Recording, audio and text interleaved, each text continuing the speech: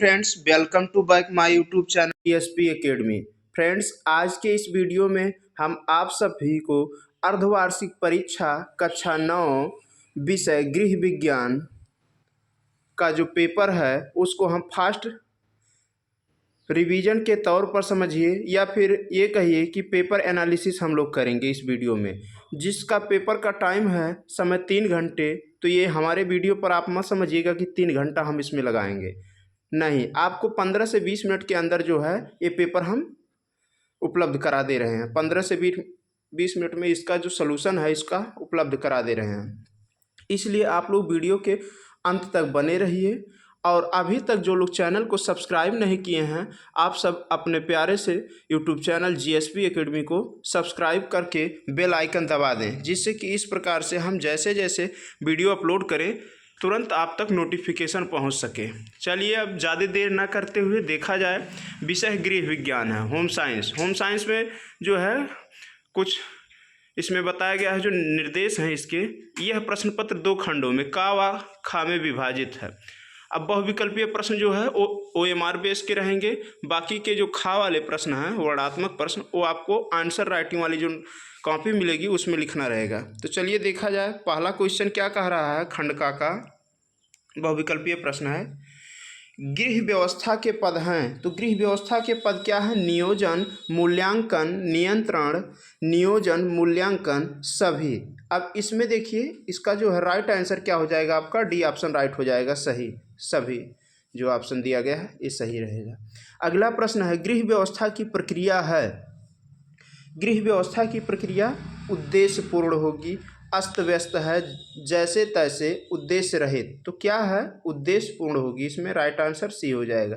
देखिए फ्रेंड्स, जिन लोग के यहाँ अर्धवार्षिक परीक्षा हो गया है वो आप लोग आंसर अपना मिलान कर लेंगे, और जिनके यहाँ नहीं हुआ है उनके लिए ये वीडियो रामबाण सिद्ध इसलिए होने वाला है क्योंकि जो है हो सकता है इसी टाइप के प्रश्न आप लोगों को देखने को मिले। अगर ये पेपर आप सॉल्व कर लेते हैं तो इसमें से 50% पेपर में आपके आने की संभावनाएं बन रही हैं। इसलिए जो है दूसरी बात क्या है, जो बच्चे कक्षा 8 से 9 में आए हैं उनको अभी यूपी बोर्ड का पैटर्न नहीं पता है, तो इस पेपर के थ्रू जो है पैटर्न पता चल जाएगा। इसलिए हम कह रहे हैं कि आप चैनल को सब्सक्राइब करके बेल आइकन दबा दें, जिससे कि इस प्रकार से हम हर विषय का नया वीडियो अपलोड करें और उसका नोटिफिकेशन आप तक मिलता रहे, आप अपने पेपर की तैयारी अच्छे से कर सकें। चलिए अगला प्रश्न क्या है, गृह विज्ञान किस श्रेणी का विषय है? तो गृह विज्ञान किस श्रेणी का विषय है? अब इसमें क्या है, विज्ञान है, कला है, विज्ञान कला दोनों, कोई नहीं। Option number C right answer यहाँ हो जाएगा। अगला प्रश्न है, प्रश्न संख्या 4, गृह विज्ञान का अध्ययन क्षेत्र है आहार एवं पोषण, आय व्यय, वस्त्र एवं परिधान, संपूर्ण गृह व्यवस्था। देखिए अगर ये संपूर्ण गृह व्यवस्था ऑप्शन में ना होता तो ऑप्शन नंबर ए पर राइट टिक किया जाता, लेकिन इसमें दिया गया है संपूर्ण गृह व्यवस्था, इसलिए इस पर टिक किया जाएगा क्योंकि इसी में सब आ जाएगा। आहार एवं पोषण आ जाएगा, आय व्यय, वस्त्र एवं परिधान आ जाएगा। अगला प्रश्न है, गृह विज्ञान का महत्व है, तो क्या है? केस सिद्धांत तक, केवल सिद्धांत, कोई नहीं, सैद्धांतिक एवं व्यवहारिक। इसमें option number C right answer हो जाएगा। अगला प्रश्न है, गृह कार्य व्यवस्था के आवश्यक साधन हैं। गृह कार्य व्यवस्था के आवश्यक साधन, सॉरी, चलिए फ्रेंड्स, वीडियो को इसलिए हमने रोक दिया था क्योंकि जो है साइड से एक बस जा रहा था या ट्रक था, जो भी रहा हो हम देखे नहीं, लेकिन उसके हॉर्न की आवाज़ काफ़ी तेज़ थी, इस वजह से उसका भी आवाज़ इसी में आ जा रहा था, तो इसके लिए हम क्षमा चाहते हैं आप सभी से। गृह कार्य व्यवस्थाओं के, गृह कार्य व्यवस्था के आवश्यक साधन हैं, तो क्या हो जाएगा? मानवीय साधन, सार्वजनिक एवं सामुदायिक, भौतिक साधन, सभी। अब देखिए इसमें क्या है, मानवीय साधन, सार्वजनिक एवं सामुदायिक, भौतिक साधन, इसमें क्या है? डी ऑप्शन राइट हो जाएगा। अगला प्रश्न देख रहे हैं फ्रेंड्स, कितने जल्दी आप लोगों को 6 क्वेश्चन तक कितना जल्दी आप कर चुके, आपको पता भी नहीं चला, इसलिए हम कह रहे हैं 10 से 15 मिनट बहुत हम बोल दिए। इसी से कम समय में आपको पूरा का पूरा इसका OMR बेस का क्वेश्चन जो है उसका उत्तर मिल जाएगा, और आप सभी क्वेश्चन भी देख पाएंगे किस प्रकार से क्वेश्चन, कौन सा क्वेश्चन आया था, कितने नंबर में। अगला प्रश्न है, किसी निकट संबंधित के दुर्घटनाग्रस्त हो जाने पर किए जाने वाला उपचार क्या कहलाएगा? अनिवार्य कार्य, आकस्मिक कार्य, अनावश्यक कार्य, बोझिल कार्य। अब इसमें देखिए थोड़ा सस्पेंशन की स्थिति ये है, ये अनिवार्य कार्य भी हो सकता है क्योंकि वो कहीं ना कहीं इम्पॉर्टेंट है। अगर किसी भी संबंधित का दुर्घटनाग्रस्त हो गया है तो उसका उपचार करना वहाँ अनिवार्य कार्य है। बिना उपचार फर्स्ट एड देना क्या हो जाएगा? अनिवार्य कार्य हो जाएगा। आकस्मिक कार्य, अब ये दूसरा ऑप्शन ए भी हो सकता है राइट, क्योंकि जो है क्योंकि इसमें क्या है? आकस्मिक कार्य। आकस्मिक कार्य मतलब एकाएक कोई भी कार्य पड़ जाए उसी को हम क्या कहते हैं? आकस्मिक कार्य कहते हैं। तो ये भी हो सकता है राइट आंसर। तो इस पर आप अगर अनिवार्य कर देंगे तो क्या हो जाएगा? ये भी राइट आंसर रहेगा। आकस्मिक कर देंगे, लेकिन आप लोग अपने स्तर से देख लीजिएगा टेक्स्ट बुक में इसका आंसर क्या बताया गया है। हमारे अनुसार अनिवार्य कार्य पर टिक किया जाए तब भी सही रहेगा। आकस्मिक कार्य दोनों, लेकिन दोनों का आवश्यक ये क्या है? ऑप्शन में है ही नहीं बोथ का ऑप्शन, या ए एंड बी दोनों का, तो इसलिए आप लोग ए पर टिक कर दीजिए। अगला प्रश्न है, गृह अर्थव्यवस्था की सफलता निर्भर करती है। गृह अर्थव्यवस्था की सफलता निर्भर करती है, ये किस पर निर्भर करती है? आप लोग इसका उत्तर सुन लीजिए। अधिक आय पर, अधिक व्यय पर, आवश्यकता पूर्ति पर, आय के अनुसार बजट। तो इसमें डी ऑप्शन राइट हो जाएगा। अगला प्रश्न है प्रश्न संख्या 9, परिवार की मुख्य आवश्यकताएं। परिवार की मुख्य आवश्यकताएं क्या है? अनिवार्य आवश्यकताएं, आरामदायक आवश्यकता, विलासितापूर्ण आवश्यकता, सभी। अब इसमें जो है सभी पर आप लोग टिक कर लीजिए क्योंकि ये राइट आंसर है। परिवार की मुख्य आवश्यकता, अनिवार्य आवश्यकता, आरामदायक आवश्यकता, विलासितापूर्ण आवश्यकता, ये तीनों होगा तो सभी का ऑप्शन टिक कर लीजिए। नेक्स्ट प्रश्न है प्रश्न संख्या 10, सबसे अधिक सुखी वर्ग होता है तो क्या है? अत्यधिक धनी वर्ग, मध्यम वर्ग, संतोषी वर्ग, उच्च वर्ग। देखिए सबसे अत्यधिक अगर या अधिक सुखी वर्ग की बात की जाए तो क्या हो जाएगा? यहाँ राइट आंसर संतोषी वर्ग। संतोखम परम सुखम आप लोग सुने होंगे।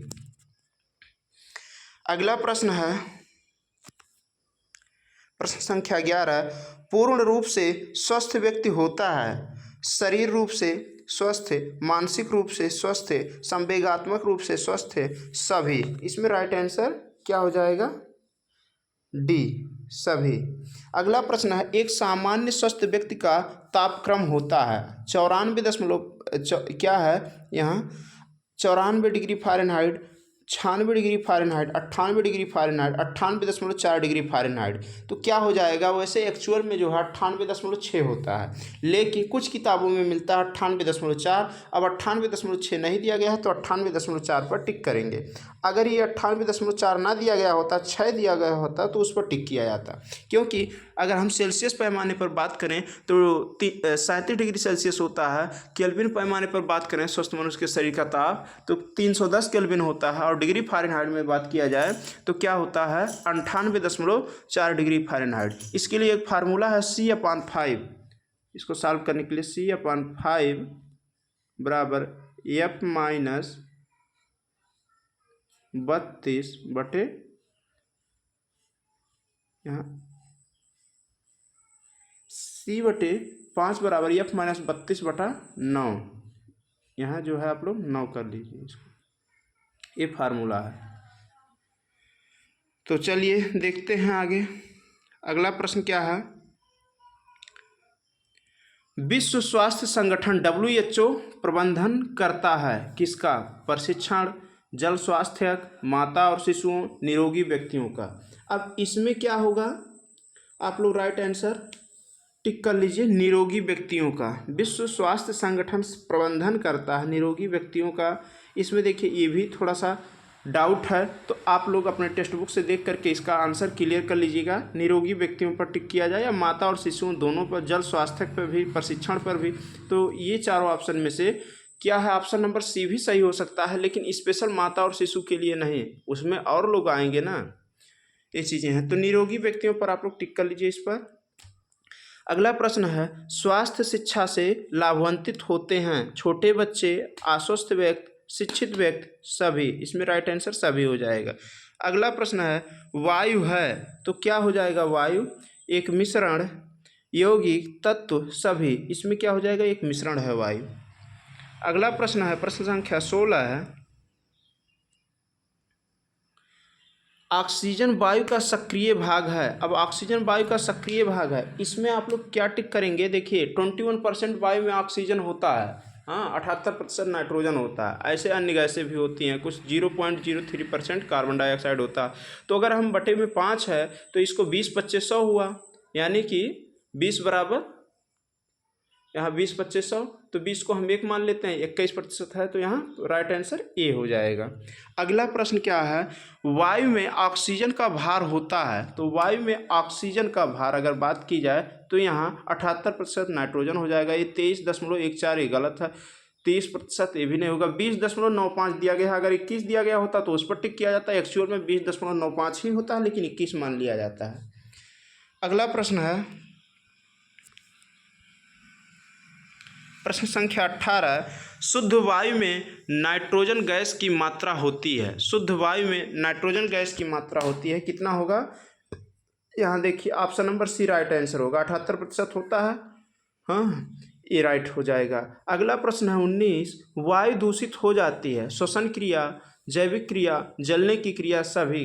तो इसमें देखिए अगर देखा जाए तो वायु दूषित हो जाती है, वैसे सभी पर भी हो जाएगा। कोई जैविक क्रियाकलाप करते हैं तब भी वायु दूषित होती है, श्वसन क्रिया करेंगे तब भी आप कार्बन डाइऑक्साइड छोड़ेंगे वायु में, हाँ ये है। लेकिन यहाँ जलने की क्रिया दे दिया गया है तो स्पेशल इस पर टिक किया जाएगा। अगर ये ना होता तब आप दूसरा ऑप्शन पर टिक कर सकते थे। लेकिन देखिए ये बोर्ड वाले क्या इसका आंसर मानते हैं। अगला प्रश्न है प्रश्न संख्या 20। वस्त्र निर्माण की सबसे छोटी इकाई को कहते हैं? धागा, तंतु, कपास, ऊन। देखिए क्या है इसमें? तंतु हो जाएगा, क्योंकि तंतु से ही जो है वस्त्र बनता है। आगे बात की जाए खंड खा है, सॉरी बा नहीं है, खा है। अगर आ दिया गया होता तब बा रहता, यहाँ का दिया गया था इस वजह से खा रहेगा। वर्णनात्मक प्रश्न, इसमें अतिलघु उत्तरीय प्रश्न क्या है? गृह विज्ञान का मुख्य लक्ष्य क्या है? ये आप लोग याद कर लीजिएगा। मनुष्य की मुख्य आवश्यकता। अब देखिए इधर वाला प्रश्न जो है हम इसका आंसर आप लोगों को बताने वाले नहीं है इस वीडियो में, केवल और केवल आपको क्वेश्चन पढ़ करके सुना दे रहे हैं कौन सा प्रश्न कितने नंबर का है। आप लोग अपने नोटबुक से, टेक्स्ट बुक से इसकी तैयारी कर लीजिएगा। गृह विज्ञान का मुख्य लक्ष्य क्या है? दूसरा प्रश्न है मनुष्य की मुख्य आवश्यकता क्या है?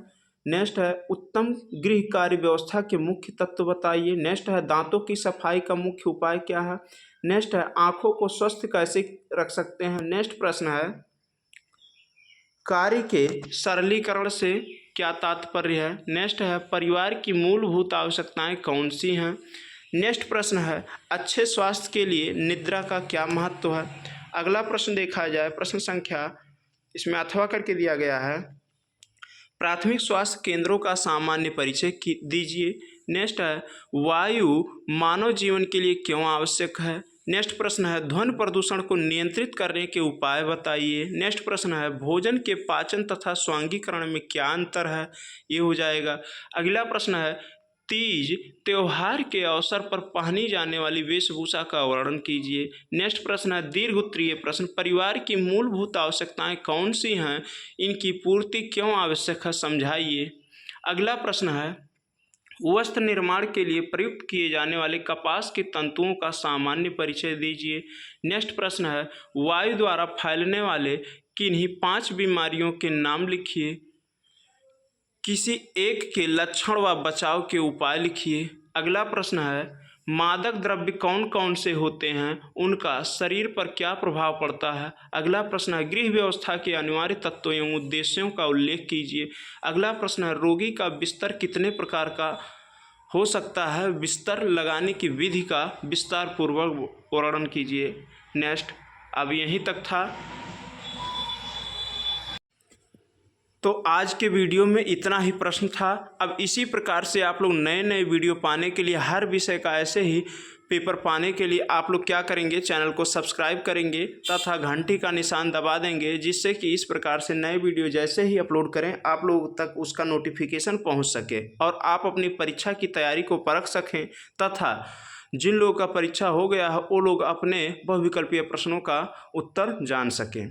मिलते हैं नेक्स्ट वीडियो में, तब तक के लिए जय हिंद, वंदे मातरम। Thanks for watching my video.